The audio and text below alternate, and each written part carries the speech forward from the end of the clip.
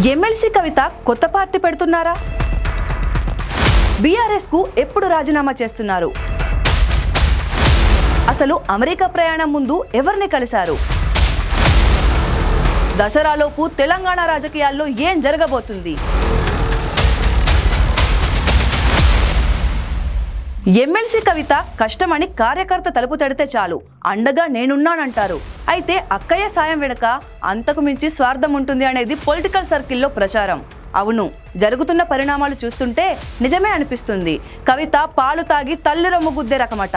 ఇది నేనంటున్న మాట కాదు, గులాబీ శ్రేణుల నోట వస్తున్న మాట. బీఆర్ఎస్ తో రాజకీయం నేర్చుకొని ఇప్పుడు అదే పార్టీని వెన్నుపోటు పొడిచేందుకు సిద్ధమైందనే రూమర్ కోడై కూస్తోంది.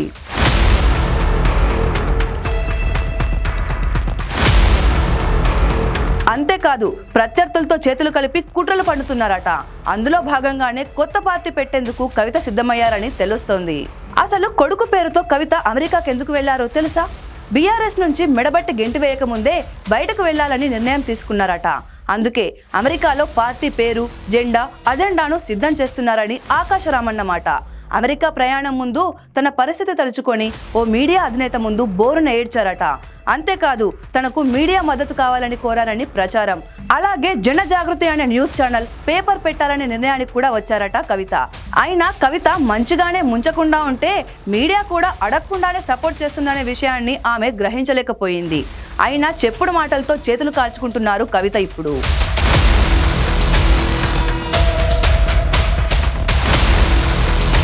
కేసీఆర్ కూతురుగా పేరు సంపాదించుకుంటున్న కవిత ఆయన లేకుండా ముందుకు అడుగు వేస్తారా?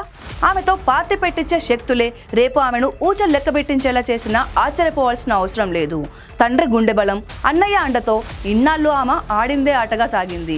అయినా వారిని దూరం చేసుకొని ఒంటరి ప్రయాణం ఎంతకాలం సాగిస్తుంది? మూసీ నది ఎంత దూరం పారినా ఏ నాటికైనా కృష్ణ నదిలో కలవాల్సిందే కదా.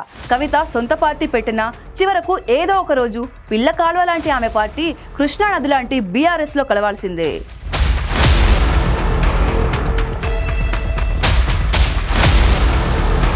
ఈ నెల 20 లోపు కవిత బీఆర్ఎస్ కు రాజీనామా చేస్తారని తెలుస్తుంది.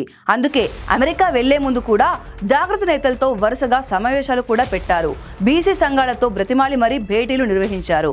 ఇక్కడ చెప్పాల్సింది ఏంటంటే, ఉన్న డబ్బులు ఖర్చు చేయించేలా ఓ టీం కవితను రాంగ్ రూట్ లో ప్రయాణించేలా చేస్తుంది. అది ఆమెకు అర్థమయ్యేలోపు రోడ్డుపై పడడం ఖాయం.